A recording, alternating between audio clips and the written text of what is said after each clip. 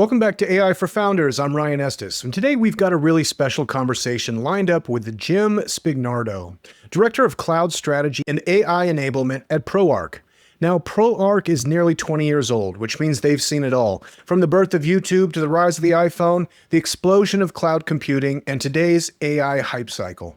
Jim has been at the center of that transformation, helping companies figure out how to turn cloud and AI from necessary evil to powerful engines of productivity.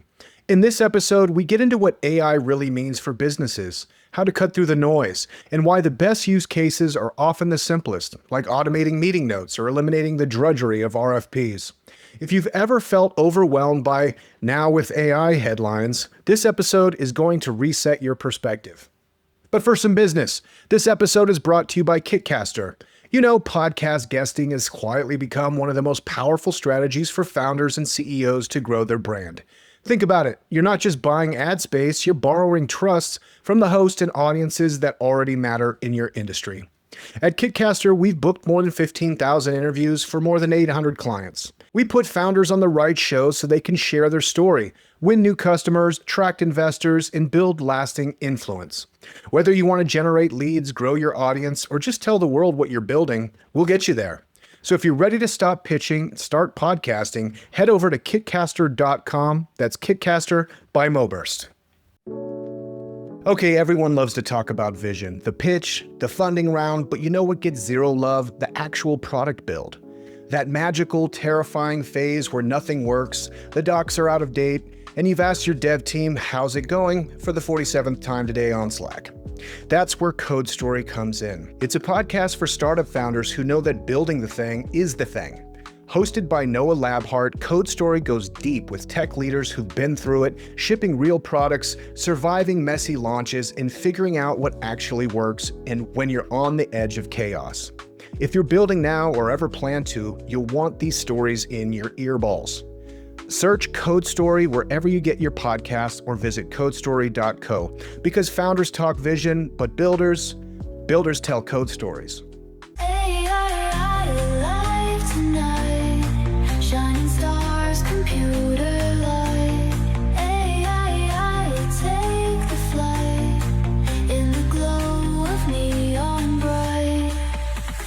Jim, thanks for joining me. No problem. Good to be here. Absolutely. Now, you're with ProArch. Give us a broad understanding of what ProArch does and what your role with the organization is. Sure, yeah. ProArch is a global IT consulting and services organization. We have locations here in North America, in Atlanta, in upstate New York, as well as the UK and India.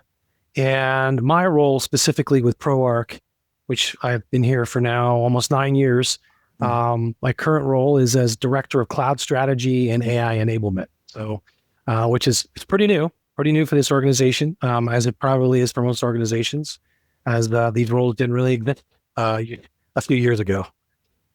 It's so cool. And I love talking to like seasoned companies like this, because ProArch is nearly 20 years old in IT. Which means you guys have gone through massive amounts of changes from, like, you know, if we're thinking about 2006, I'm thinking about like the birth of YouTube, you know, and then Sure. You have kind of like iPhone comes out, and then you have Web 2 with all the social media implication. Then you have the cloud development, and you just all of these huge benchmarks. So it's interesting to me, like how cloud infrastructure becomes kind of a part of AI as far as this next round of this massive hype cycle around AI, but also the lasting power of a truly transformational kind of technology. So how do those two kind of play together? Well, I think really the role of cloud infrastructure within an organization is to find or define what the technology tool sets are, right? And best leverage them to assist the business. At least that's the way we look at it and how we consult with our customers. I think there's a lot of organizations out there that look at it as well, it's just a necessary evil of doing business. We truly see it as a way to enable business to be more productive. So an obvious extension of that, right, is AI and that tool set and how it can not only bring in end user productivity, but also can transform the way work gets done for organizations as a whole. Yeah.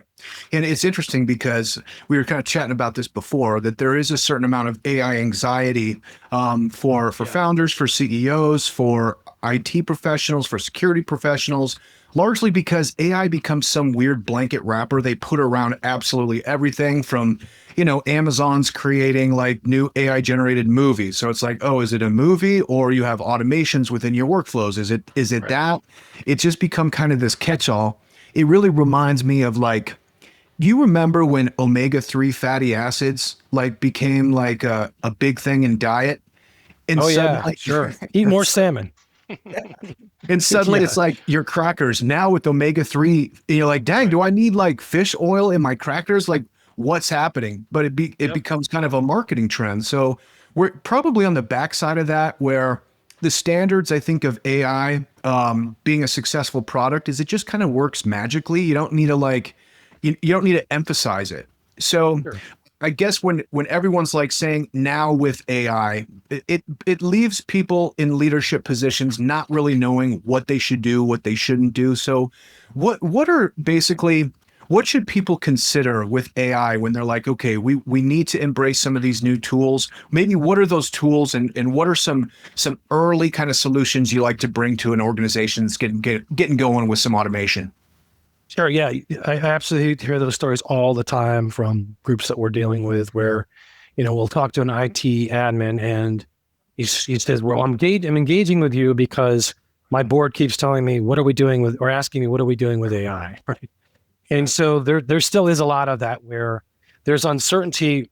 There's this expectation that we're supposed to be using it because from our perception, everybody's using it. And so what I would say is, look at this from the perspective of any other tool you would bring into the business. You need to define the business objective, right? You need to find the business requirements and understand, what are the things based on what we're hearing, right? Hopefully there's a certain level of education that's going on and, people are starting to read articles and understand the power and the capabilities. But what is it you're trying to solve for? What are the pain points you're trying to address? Those are things that you may have been deploying other tool sets for that AI may have a ability to solve for. And so once you can define those, and you have to define them pretty distinctly and pretty succinctly, of who these are going to be targeted to or towards, which workflows and work processes you're going to embed these in, and then kind of look at what are the tools that are out there that you can deploy to address those needs. Because, AI is a lot of different things. It's not one thing. And there's, agents and there's machine learning. And, quite honestly, AI has been around for a lot longer than, ChatGPT. So that's where I would say they should begin. And assuming that they've decided to find some use cases that they want to pilot or do proof of concept on, they also need to kind of back things up just a little bit and hopefully establish some good security policies, procedures, and governance. And in a lot of cases, that's where everybody should be before they even think about use cases, is because these tools are already out there, right? We get a lot of times when customers say, we're not using AI or we don't allow AI. And my next reaction is, well, you just don't know it's being used then, right? And if you don't know it's being used, then there's inherent risk. So you need to establish through a good, solid AI use policy, which tools are going to be the acceptable tools to the organization. What are the guidelines for using those tools? What is okay and what is not okay to do? And then you can kind of wrap that around your whole process as you start off on that journey. Yeah. And let's talk a little bit about use cases. I was meeting with a guy, buddy of mine, wanting some consulting on how to utilize AI in his business. After about 10-minute conversation, I'm like, buddy, you need Calendly and Stripe. Like, there's some off the shelf stuff right here that you Right. should probably be investing in before you start getting too advanced. So, what's a good use case from your perspective? Like when a company's really ready to take a step into some custom automations. Yeah. I would say when they're looking at, how to get started initially, The universal kind of use case across every single organization that invariably no organization typically does very well is that it's collecting notes during meetings and being able to use that to inform the organization. From an automation perspective, if you can find some integrations that will actually allow that tool that captures the information then to put it into your CRM or your PSA ticketing system or something like that, that's even better. That takes one more step out of the equation for the folks that are collecting that data. But that's honestly, that's the simplest, easiest, low-hanging fruit. Beyond that, we have tons of agents we've developed for ourselves internally, no-code agents that take those, what I call, when we thought about robotics for a long time, they said that robots were going to do the things that were dirty, dull, and dangerous, right? And so I kind of have a different approach on that. Is AI is really going to deal with the things that are kind of drudgery, distractions, and the dull things. And so if you think about something that's drudgery, big thing for any sales organization is responding to RFPs, right? So that was one of the things that we almost stayed away from that as an organization for so many years because there was such a time suck. And at the end of the day, you weren't sure you were actually going to win it anyways. But we've created a real tight agent now that has all this information about our organization. You can feed it the RFP. You can have it, spit out, where the gaps are. It can start responding to that RFP for you. So taking that, we've reduced the amount of time and effort it takes and the anxiety. Let's face it, there's also anxiety around that. And, I would say on the order of 50% of the time, maybe even more, has been reduced. And we've actually standardized on the way those things look going out the door, whereas every single one before was, this unique snowflake. So, yeah, I could think of 1,000 more, but those are kind of some of the things that I think are universal to a lot of organizations. Those are great ones because the RFPs, we're getting to a place where the RFPs will be AI generated, the response will be AI generated, the response to the response will be AI filtered and generated till you get to the point which you really need is shaking hands and like, hey, let's see if we can work together. Right. Sure. Yep. So it's almost becoming like a gateway in a sense, or like it's its own filtering process because it's going to understand like, okay, they know all the rules to the game. We know the rules to the game. We're getting to where we need to go to take the next step. Is very interesting. And then like with the note-taking apps, I'm fascinated by this because I really feel like this is an infancy of something much greater. The note-taking apps, I love it. I've used Firefly. I've used Granola. I think is pretty cool. And then I haven't tried that one. Yeah. Granola's kind of cool because it's a little clandestine. So you can record on your side. It doesn't do the video, but it takes all the audio notes and doesn't tell the person that you're in the call with that it's recording. Okay. So I'm like, that's kind of an interesting wrinkle. I mean, I don't know why you wouldn't. And maybe there's some like compliance there that you should be concerned about. There's definitely is. And, we're a big Microsoft shop. So Teams is our go-to tool. But we definitely see a lot of folks, that come into our meetings that have those other tools as well.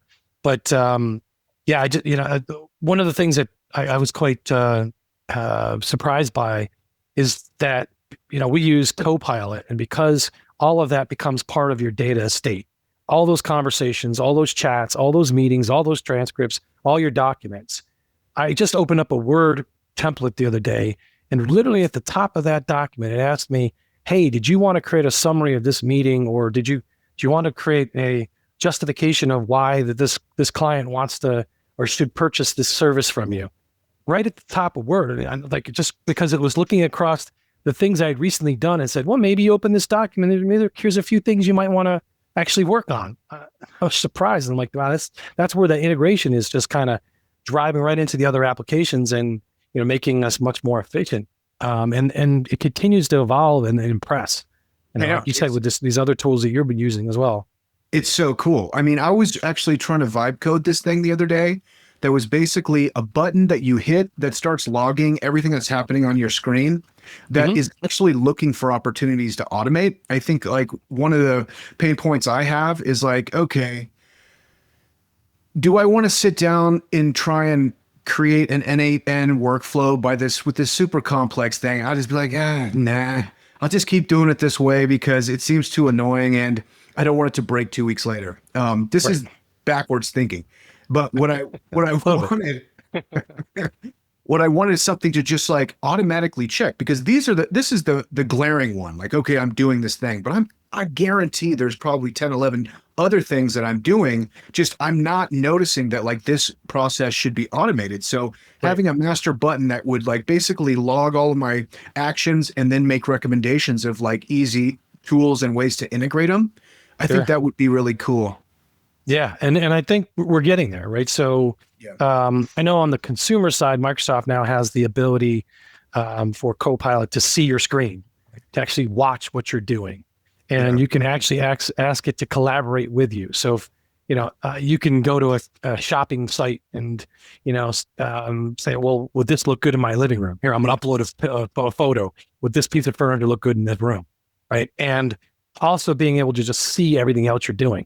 So I think those abilities we're pretty close. And then with ChatGPT's agent function, right, that's not necessarily it watching you, but you're telling it to go do something for you, right? I actually tried this out and said, I own a Fiat 500e, and I love this little car, but I just wanted to see what this was possible, what was capable with ChatGPT agent. And I said, find me a Fiat in this color, this year, this many miles for this price, right? And it just opened up a browser in a VM and went to work. And 20 minutes later, it had a list of 10 vehicles around the country that match those specific specifications I provided. And then it wanted to follow up and said, well, do you want me to actually reach out to these buyers and tell them that you're interested?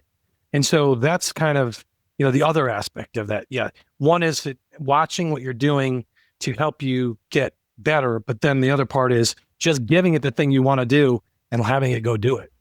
Right. Which is follow up with you, which is really kind of getting to the point where that's true assistance, right? That's a true assistant. It's unbelievable. And it ultimately ends up in personal customization of absolutely everything you want, with a predictive kind of aspect that it's giving you what it thinks you want. And it probably knows it pretty well. I was building a little application that was kind of a co-pilot for these podcast interviews that would, in real time, like pull up, like you're talking about Fiats, it would start pulling up that car. It might pull up the websites. It might pull up all these things just as a way to like feed the conversation. But in that instance, I found it like actually, it wasn't irritating. It was distracting from the conversation. Yeah. Like, because I feel like as a journalist, and I wouldn't call myself that, but like a good journalist is like listening for openings and looking to go deeper in a conversation, as opposed to being like, oh, dude, the red one's really cool, or whatever, how that ends up. But this also kind of points, and I appreciate going down this little rabbit hole a little bit, because the future of this is so interesting. I know Anthropic just released like a browser function. So like my little button idea, they're way ahead of that. That's coming for sure. The note-taking apps, fantastic. We're already on Zoom, or we're on Microsoft Teams. Like we can do this automated and bring it all over the place. But I was kind of playing around with this thing it's a wearable called B Computer. Yep, I've seen that. It was acquired by Amazon recently, but it's like $50. You clip it on, and then it records everything that's happening. Right. It's got a little blinking button on it. Yeah. Well, I didn't blink at first. Oh, really? Okay. Yeah. So, and I had two people that were like, what's that? And I was like, oh, it's a B Computer. They're like, are you recording this? And like the look on their face kind of went white. And they're like replaying, like, what did I say? And it felt like an intrusion, It felt like, and I think some of this is also like, if we're thinking in a professional sense, like this is also where you're going to need guidance from a company like ProArch, because again, like, do you want to allow Bill Gates to see everything you're doing on every single person's device? Do you want that? What kind of guardrails do you want to put up? What kind of parameters do you want to put up for Sam Altman and Bill Gates and everybody else? Jeff Bezos hungry and don't forget Mark Zuckerberg. Yeah, Zuck's out there, Elon's out there. Absolutely. Sure. And that's the things we struggle with, and that's a question we get a lot from our clients too. Is this secure? How do I know it's secure? And so we spend a lot of time discussing responsible AI. ProArch actually has a solution we developed that's actually called AI Examine, and it's meant for companies that have developed their own AI solutions, full stack solutions, but it's able to evaluate the outputs from that system and measure it for bias, measure it for accuracy, and so you now have a way to kind of use that dashboard to dial in that system to get it to be more accurate, less biased, less, if it's doing things that are unethical. And so all of that can be evaluated and kind of slapped on top of your solution to be able to go through that and learn that. But what it comes down to too is doing your due diligence and making sure you understand those tools that are using, what are their privacy policies, how do they treat privacy. And that's part of why we're a big advocate for Microsoft again. And I don't propose that Copilot is the best AI solution out there. I use a lot of different things. I use a Notebook LM. I use Gemini. I use Claude. But what it does that others don't is it does truly respect the privacy and has lots of security controls that you can dial in, right? I've been in the Microsoft world for a very long time. I was a Microsoft certified trainer for 9 years, worked for Microsoft partners for the majority of my career.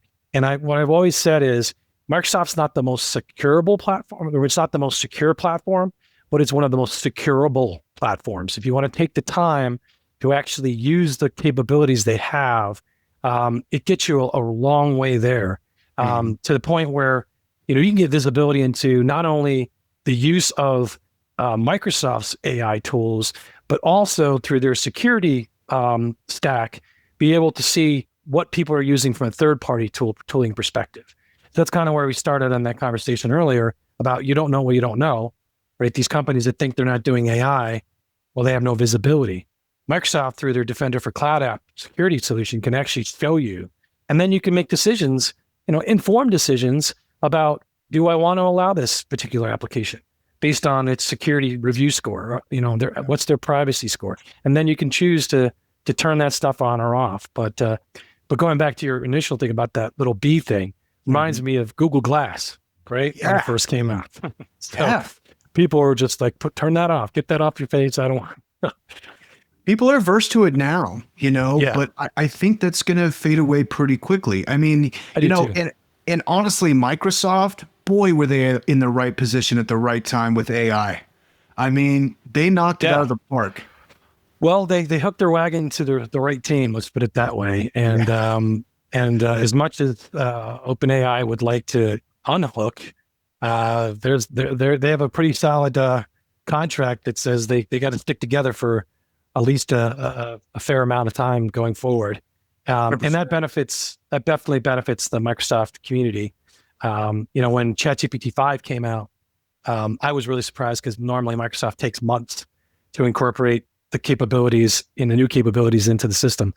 They were in lockstep. I mean, by the next week, there was a try ChatGPT 5 button in Copilot, and you could immediately see the benefit and why that relationship exists.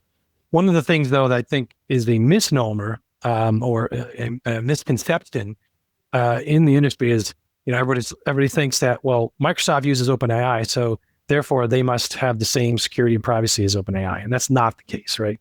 They use OpenAI's models, adapt them to their own features and capabilities, but as far as training the models on your content, all that kind of stuff, no, that's not what they do. And clearly they also respect your security boundaries, right? They respect your RBAC and your security permissions when it comes to, what people can find and see. Well, and Microsoft has a pedigree of security first, which you can rely on. And this is something that OpenAI really doesn't. I mean, not to be judgmental, but it's like, boy, some of the stuff they're doing is real sketchy, Yeah. And I think they want to play in that space. From my perspective, that's why there's been a little bit of a riff of late, because OpenAI sees the opportunities in their ability to grow as a business and it's putting them on a collision course with Microsoft, right? Yeah. And so at the same time, they realize that if they want to be taken seriously as a enterprise-wide solution, not just something maybe the developer team uses or the executive group because they really like it, but something that's truly an enterprise-wide solution that respects enterprise-wide security and enterprise-wide governance policies. They need to start including some of these things in the product. Yeah. It's so cool. It's so fun that tech is like competitive and wild again. Tech 2017, 2018, you're just like, all right, Zuckerberg, all right, iPhone 10. There's nothing like really kind of exciting. But now we have, challengers going after Google, going after Microsoft, like hardware that's coming down the pipe. And this is one thing I really wanted to talk to you about too. And why I think it's important that people get their like governance, compliance, their AI integrations going right now really fast, because we're not going to have time to blink before robots are here. I mean, absolutely. The commercial grade robots that are out there that are, 40,000, 50,000. So, you're going to have a robot lease that's going to cost you $189 a month. And suddenly you have something that comes out of the broom closet, makes you a bean burrito. That's coming in no time. So, and it's hard to even wrap your head around it, especially for companies that are thinking about how are they going to integrate AI. It's like, well, boy, you should really start thinking about like what kind of actual physical robot is going to make the most sense for your, it's like C3PO or R2D2. That's the question now. So, and no problem. Honestly, both of them existed, right? And both of them had a specific use case. So you'll have one that does your chores, but then you'll have another one that does your taxes, right? Right. That's a little more high thinking. The convergence is definitely there, and that's really what excites me. I've said this as long as I've been in this grid. If you're feeling a little inspired by tech, just wait a couple of years. Yeah. But what I'm actually more surprised by is that the convergence of kind of smart assistants and AI has not actually taken off faster. I'm a big consumer of Amazon's Echo product, and I've been a little bit disappointed and frustrated with their speed to getting more intelligent AI into that platform, because honestly, it's a tremendous opportunity, and I think they're really leaving themselves wide open for someone else to come in there and take that business away from them. Because I think about my aging parents or people with young families. There's so many use cases for that type of technology within the home automation space and the home assistant space, where you can have a companion to an elderly person who's living at home that's reminding them to take their medicine, or that's keeping tabs on them to make sure they're okay, and also just providing a certain level of companionship for them too. 100%. It's so fun, and this is not even to talk about Siri. Oh my gosh, Siri. Right, you're trying to get to like grocery store, and it's like, oh, that's going to take 72 hours to get on a plane to Mumbai. And you're like, dude, what are you talking about? King Supers, Siri, let's go. Yeah. In comparison to like when you kind of chat with GPT, right, where I had to tone down like kind of the sass on the GPT, because I'd ask it questions and it'd be like, okay, don't give it to me like that. I'd be like, speak like Malcolm Gladwell or something. Like, give me Malcolm Gladwell. That'd be a good one. Give me Ken Burns. You know what I mean? Yeah. But to your point, I mean, it's coming quick. It will be in a human form. I mean, for me, I'm more of an R2D2 guy. When I see a robot that looks humanistic, it just makes me want to hit it with the baseball bat for some reason. I think too much sci-fi. Sure. Yeah. You just got to look at it and go, well, it has hands and legs, and I know what I could do with my hands and legs. Yeah. What if this thing decides to turn on me, right? R2 was always a little, cute, and they had that BB-8, right, from the other movies. That might be what the first one we get is some rolling little ball that goes around on the floor or whatever. Totally. That would be great. And then it can do things for you, but it's not like has some like weird eyes that's like, right, and it's in the closet. Like if it's moving around, I would feel comfortable. But if it's like, I know it's in the closet, it's just sitting there waiting for something, You yeah, know, you don't I want to don't wake up in the middle of the night and this thing's standing in your doorway just staring at you sleeping. Yeah, no, know. absolutely not. But No. quite honestly, we're on the verge. This is, I think, in many ways we're um, farther away than we think, but in other ways we're much closer than we think. And I know that's kind of a contradictory statement, but when I look at what's possible right now, we kind of overemphasize the ability for it to do some of these things. Like, I'll give you like coding, right? There's absolutely no doubt it's having a tremendous impact in that world. But can it replace your entire developer team? No, not at all, not yet, right? And so, but can it augment what your team does? Can it do code checks? Can it help find bugs? Can it suggest improvements? Can it help those junior developers essentially follow better practices, right? And say, well, you did forgot the comment stuff in here, and you should have, put some error debugging lines in this part of the code. But to say you're going to basically take, the folks that work on at one of the big game companies and just replace them all with AI, we're not there yet. We're definitely. And I don't know not if we'll there ever yet. be there. Yeah, I don't know if we'll ever be there, because there is an element of creativity that and humanness to these things that it's going to be hard to replicate. I'm not saying you can't. I'm not saying it's not going to happen. I'm just saying it's going to take a while. Well, and right now you need, like my job, I feel like interacting with some of these things is getting the machine to be creative. It's like, how creative can I be to get the most out of the machine? And I think it spills over into work in different ways. For example, I was recently just dropped my daughter off at Mizzou. And Mizzou is, 10 hours due east. I mean, straight shot east from Denver. And so we're coming back, and I'm an Old West fan.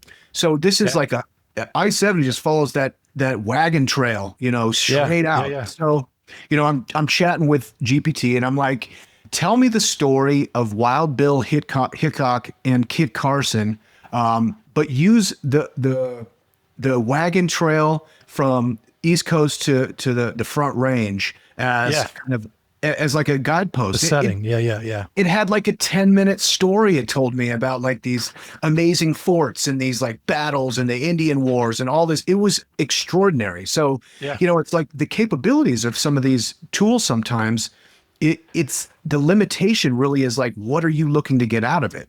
So from a work situation, it's like, okay, I'm thinking conventionally about how I might set up automations, but really what I should be thinking about is like, what's the parameters of what is even possible right now? Sure. And the answer to that is almost anything, right? Yeah. And that's part of what we try to get people that are struggling with, trying to bring it around full circle here. We're trying to get people to understand. And they haven't yet seen the possibilities. Microsoft calls it the art of the possibility. And once you brought them in and started showing them some of these things, then you can see the light bulb go off over their head.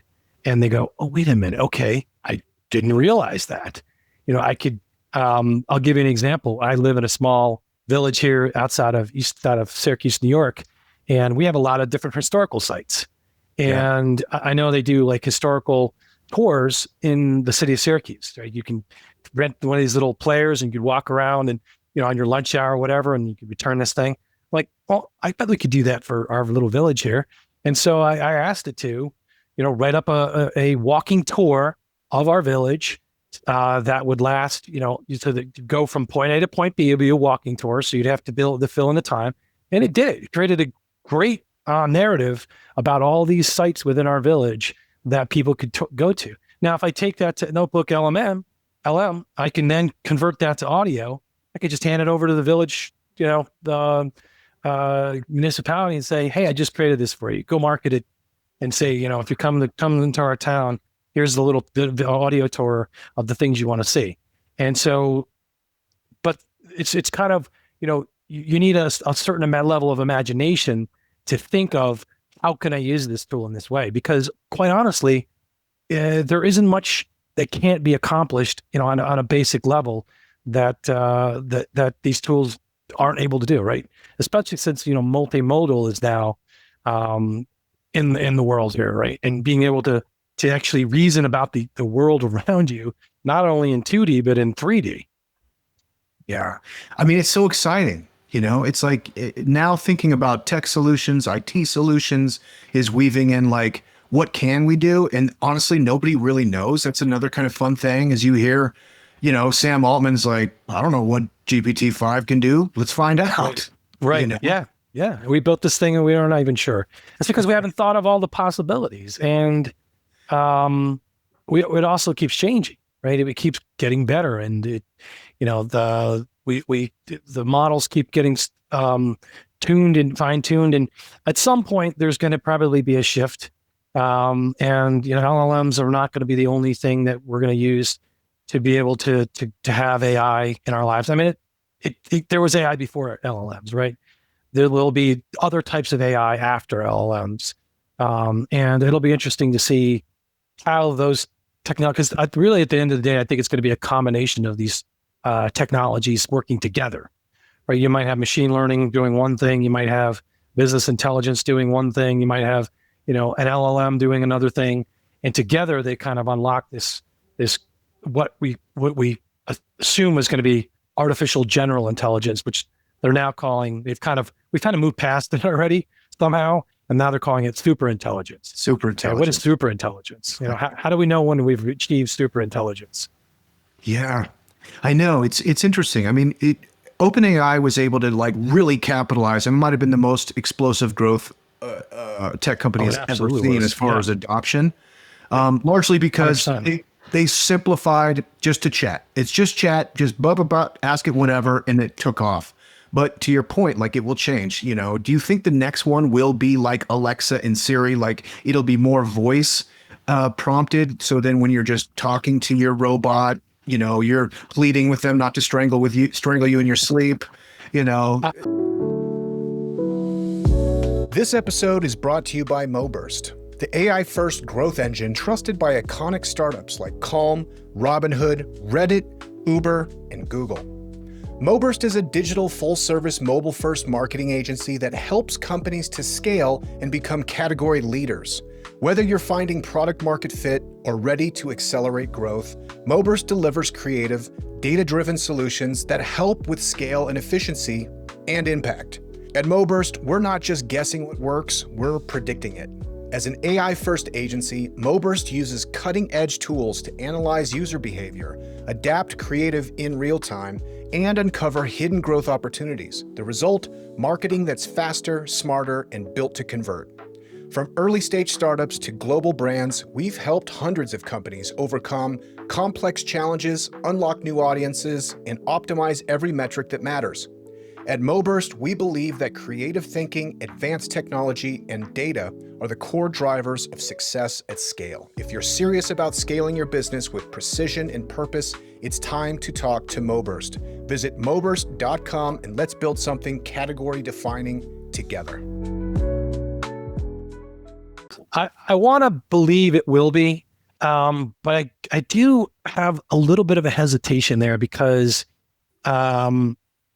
we've seen this movie before, and these tech companies have tried to get us to use voice to control our computer, to talk to our phones, and it's been a very slow progression, quite honestly.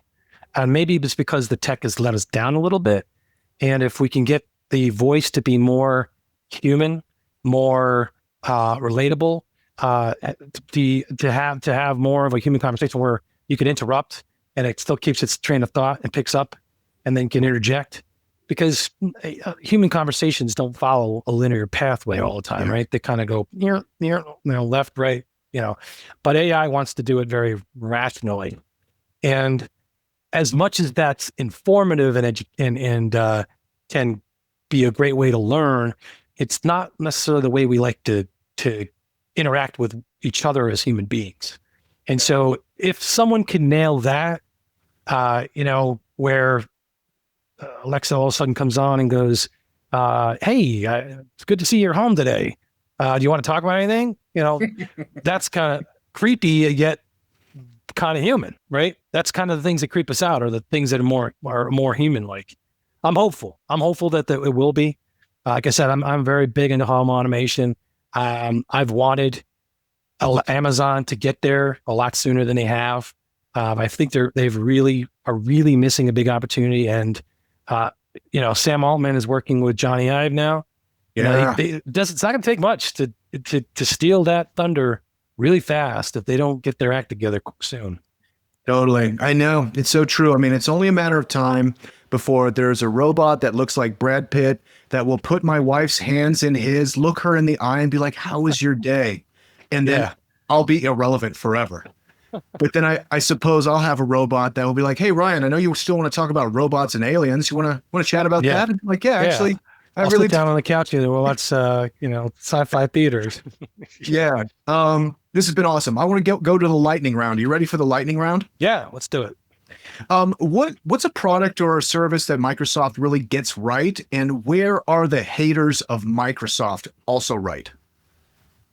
So I think the thing that they really get right that they don't get enough credit for is their security suite. If you look at the Gartner chart, they're way out there. They're, I think, CrowdStrike has caught up with them a little bit, but it is such a comprehensive platform that covers all aspects of the business, and it provides so much value as well. I think is relative to some of the other tools that are out there, and if you're in the M365 or the Microsoft 365 universe already, it just integrates really, really well.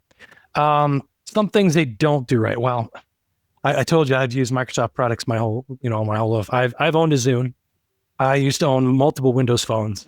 Zooms were awesome, by the way. They were awesome. I had the Zune HD, which is just a beautifully designed product too. Elegant, a nice weight to them. I loved the Zune. Yep. Yeah. So I think that's really where they get a lot of where they struggle is in the consumer space. Not so much in gaming. I think they've done some great things with Xbox, but there's people just love their Macs and they love them because they make them feel great, right? When you use a Windows PC, and I use Windows PCs and I have an iPad, but they don't come across as warm and cuddly, right? They come across as very business focused, and it's an area where they continue to try and play in that space, but to a certain extent, I think they realize that they're only ever going to go so far. And after the whole Windows Phone debacle, they really said, you know what, we're a platform company. They obviously do devices, but that's not really their focus anymore. They're happy to make $4 billion a year on devices. Yeah, they really tapped out. I mean, Apple ate their lunch 20 years ago with those ads where I was like, hey, I'm Apple, the cool, young guy. And then I'm PC and he has the ill-fitting suit and stuff. Hodgman. Yep. Yeah. That's great. Yep. Okay, so let's assume that you have the same vision of the future, but you're entering college as a freshman. What would you study? Yeah, that's a great question. I actually have my youngest is a sophomore at Canisius University. And so what I would say is, and I actually just wrote a LinkedIn article about this. There's going to be a couple coming out soon about the impact to position jobs and roles. I would say definitely make sure that whatever you go into cannot be disrupted by AI. There's a lot of things in the creative space that are going to have some serious impact. My son's girlfriend is thinking about going back to school, taking a little bit of time off to do interior design. And I look at that space and I want to caution her that it's important to understand the fundamentals of design, right? But also that you better understand the AI tools and technology, because I can now just take a picture of my living room and show me something in the mid-century style, and it will design a whole living room for me. So, if you have that capability, what value are you bringing as an interior designer? You have to figure out what you bring to the table that the AI can't bring. Similarly, I look at things like photography. I was on a networking call a few weeks back with this woman who introduced herself. She says, I do corporate headshots. And in the back of my mind, I go, why? I hope she still has a job. Yeah. I still hope she has a job in 3 years. I mean, she's a lovely person, but these tools are amazing. I can create for $45 150 different headshots of myself and go in and modify them on the fly, and don't have to go to a photography studio, and don't have to change my outfit 15 times. And if I put on weight or lose weight or shave my beard or take my glasses off, I can do all of that in minutes. And so that is extremely disruptive to that type of business.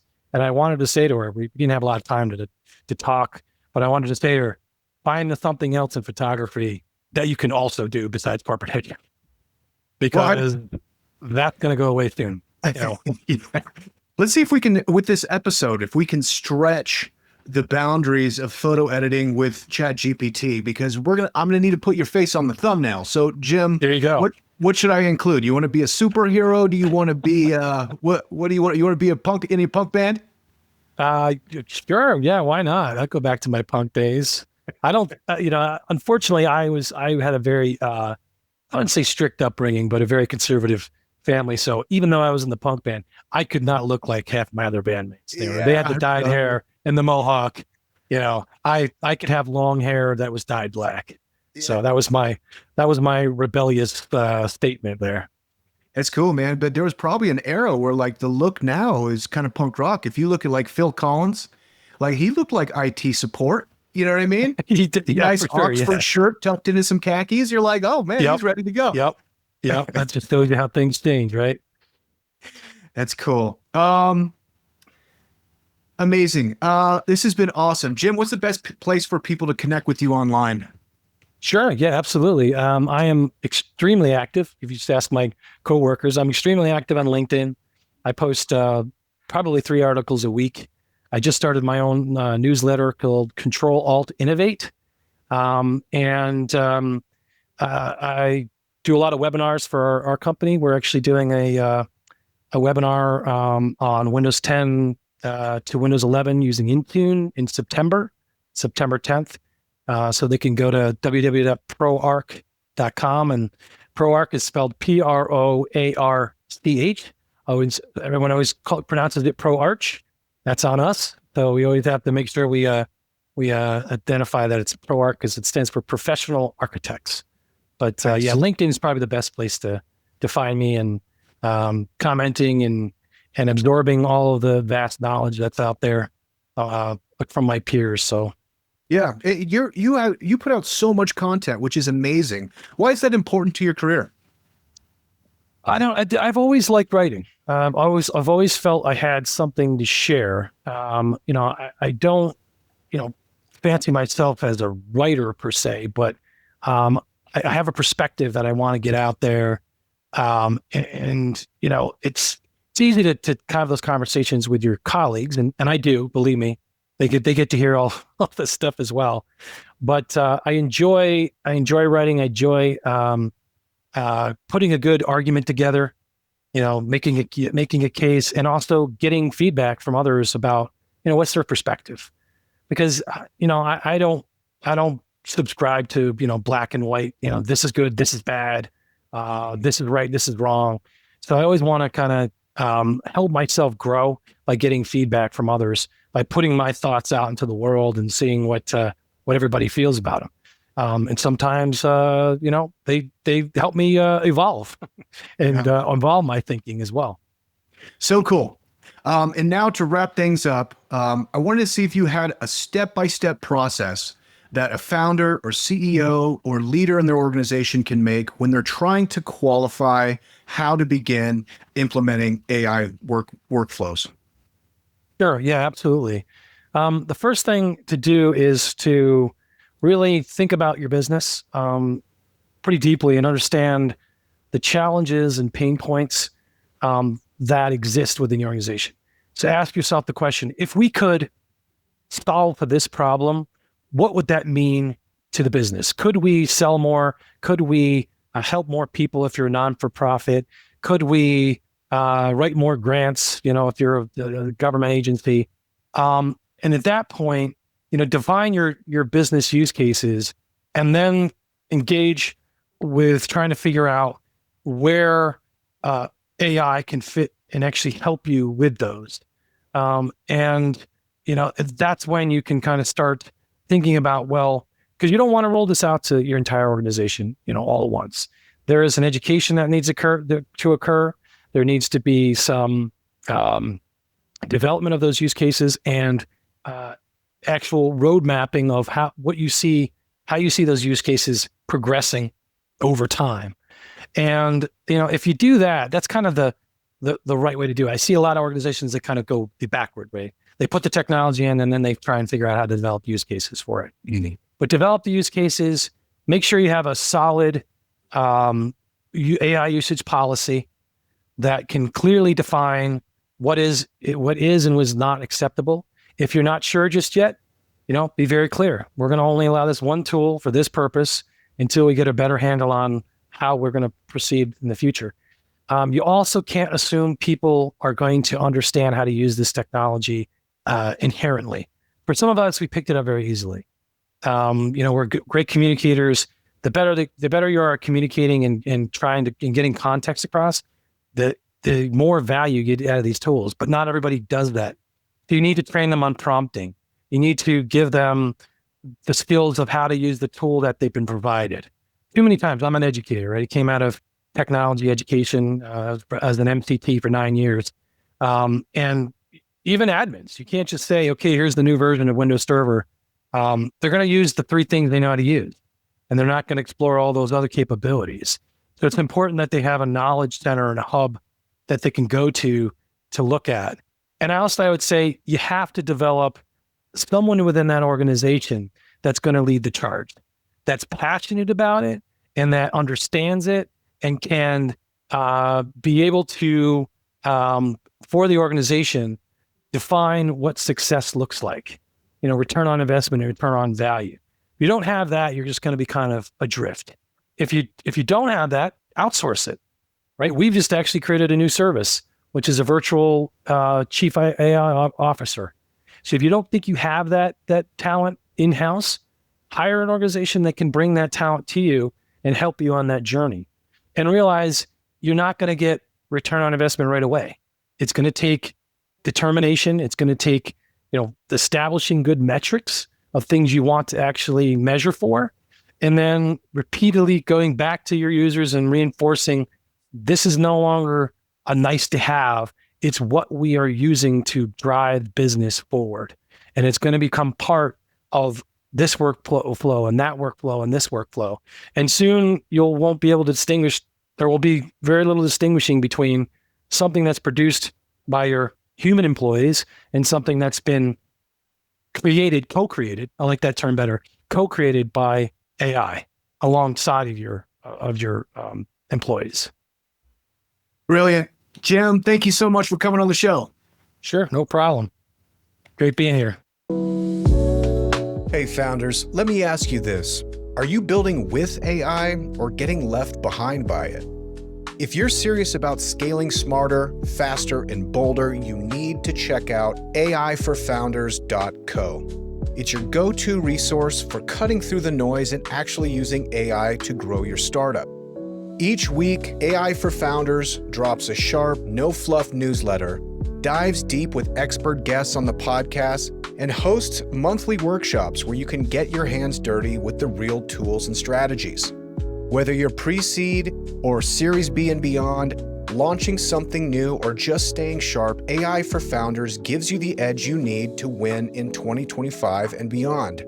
Hit aiforfounders.co to subscribe to the newsletter, tune into the podcast, and grab your spot in the next workshop. And it's all free.